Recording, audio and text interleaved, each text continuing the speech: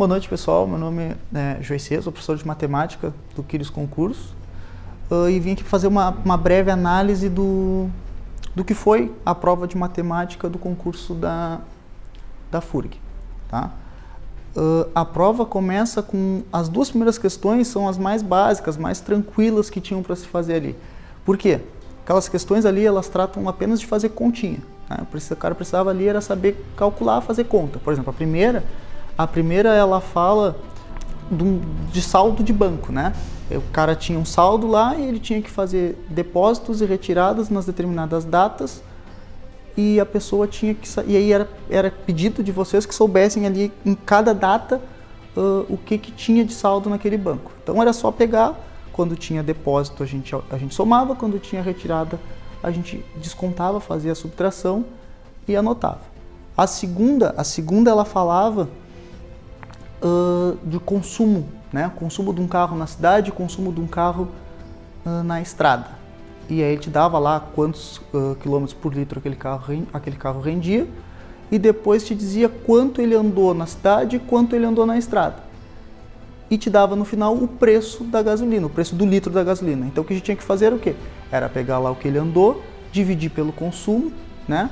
A gente descobria quantos litros foram gastos ali, tanto na cidade quanto na estrada, e depois multiplicar quando a gente tivesse o total de litros, multiplicar pelo preço do litro, e a gente tinha lá, então, o que precisava, que era o valor total gasto em gasolina. Pessoal, a terceira questão da prova talvez seja a que tenha causado mais problema, não quanto à forma de resolver. Resolver uma equação simples, uma equação do primeiro grau simples, coisas que o pessoal aqui do Quiris estava acostumado a resolver. A gente fez vários exercícios disso, várias vezes, ao longo do curso inteiro, tinha nos simulados, estava tudo tranquilo.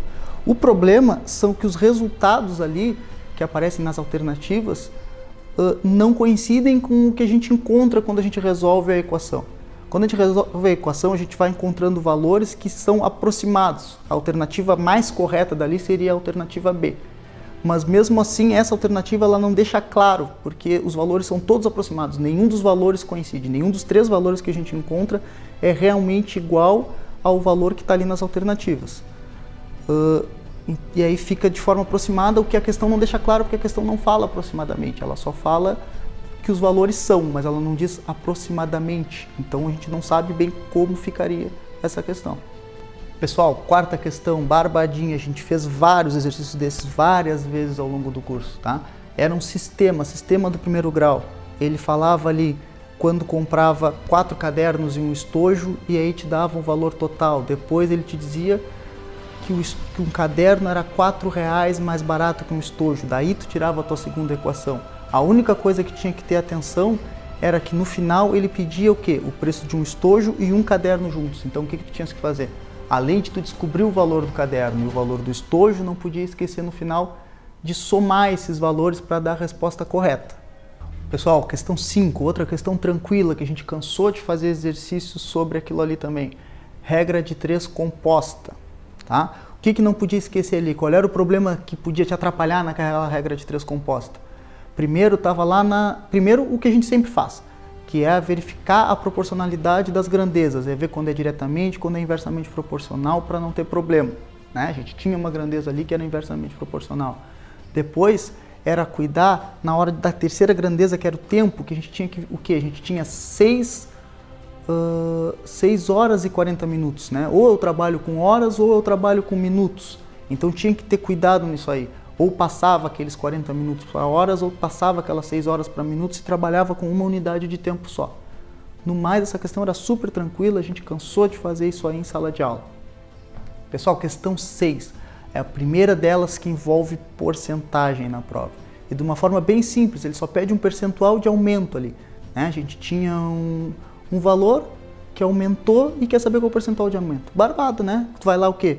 Diminui antes esses valores, como eu sempre falei nas aulas, diminui para não deixar o erro para o final, para resolver isso aí antes, porque senão a gente deixa para resolver no final, a resposta que a gente encontra está lá nas alternativas também e não é a certa. Então a gente tinha que pegar o quê? Diminuir ali, ver qual era a diferença daqueles dois valores, que a gente já tinha o valor do aumento, né, exatamente, e calculava ali aquele aumento, quantos por cento ele era do valor inicial. E aí, show de bola, ficava prontinho na hora e te encontraria lá que era os 15%, que era a resposta correta. Só questão 7, outra questão que envolvia porcentagem, mas além também da porcentagem, ela falava de juros simples, né? Que eu falei que se fosse cair uma questão de juros, a questão que ia cair era juros simples, dificilmente colocariam juros compostos, foi o que aconteceu. A questão falava de juros simples. Eu só tinha que ter cuidado que era com aqueles 40% lá, né? Ele dava 40% de entrada, então eu tinha dois caminhos.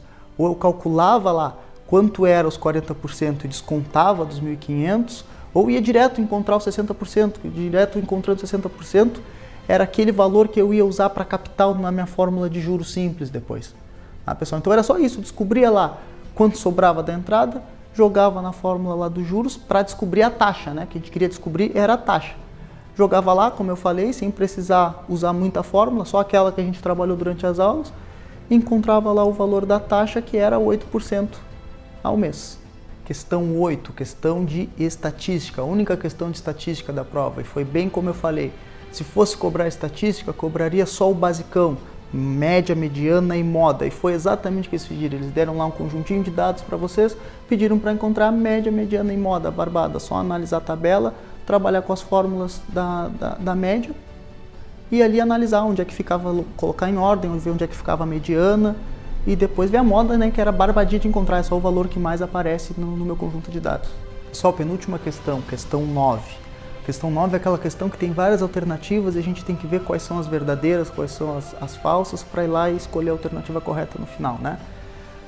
Normalmente é uma questão que costuma pedir muita coisa e a gente fica com medo de resolver, acha que não vai conseguir, mas nessa aqui era barbadinha também, não tinha muito o que fazer. Ali era só continha e análise da tabela. Uma mesmo das afirmativas dizia o quê? Que a região mais populosa era a região sudeste. Era só olhar ali que realmente o maior valor em população era da região sudeste. A outra chegava a te dizer a soma, né? Ele te dizia a população do Brasil inteiro, e era só somar aqueles valores que estavam ali e encontrava o total. E a gente via que era falsa, né?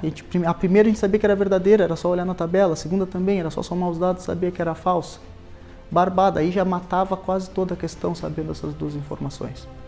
Por último, a questão 10. A questão 10 também era uma questão de equação do segundo grau, que a gente trabalhou bastante e era puramente resolver, né? Só tinha que chegar nela antes, né? Tinha que fazer o quê? Pegar aquelas dimensões do retângulo, somar com a largura da faixa, que era x que ele dava ali. Ficava ali com x mais 25 e x mais 15 se multiplicando e igualando a área total que ele queria chegar lá. Resolvia aquilo ali, aquele produto ali, aplicando a distributiva, como a gente fez várias vezes também. Chegava numa equação do segundo grau e daí é só, né, fórmula de Bhaskara e partir para o abraço, super tranquilo. Bom, pessoal, essa foi a análise da prova de matemática, espero que vocês tenham ido bem e tenham gostado. E não esqueçam, preparação forte é no Quírios Concurso.